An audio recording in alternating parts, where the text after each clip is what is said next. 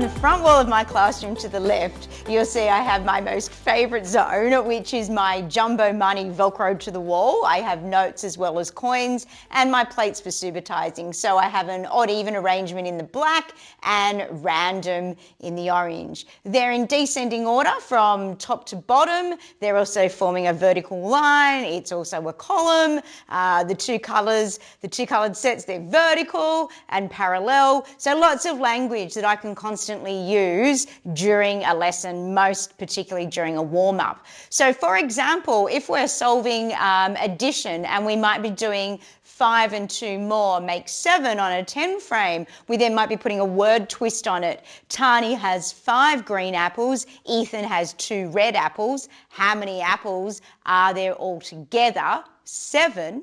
Then as Rosenshine says, we want children to have a high success rate. So for me, that means repetition of the same thing with a little tweak to it. So it may mean I can then go, oh, gee, year 2, if I don't have any money and then I get this, what do I have in my pocket? And of course they tell you 7, but then I can have some lovely conversations around, well, what do we know about this $5 note? Does anybody know who this person is? Her Majesty Queen Elizabeth II.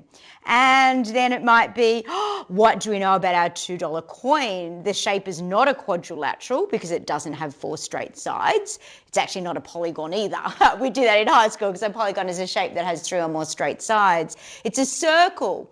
And what do we see on there? How many stars are there? 5. So lots of conversations that we can have with children. And then you'll see underneath my board is a blank space. That's essentially my workspace where I Velcro things there as part of my teaching. 5 and 2 more make 7. You'll also see under there I have my metre ruler, and that's because I like to start every lesson for children seated on the floor in an array. School protocol.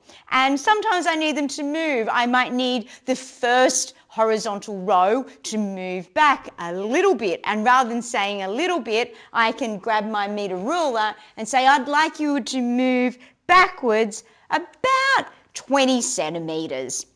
So they're getting that visual of that distance. I can also put some conversions on there and go, so 0.2 of a metre, year 5, which is, oh, how many millimetres would that be? So that means that during my teaching, I can include all other aspects of mathematics so children see it as connected concepts rather than learning little bits and pieces in isolation.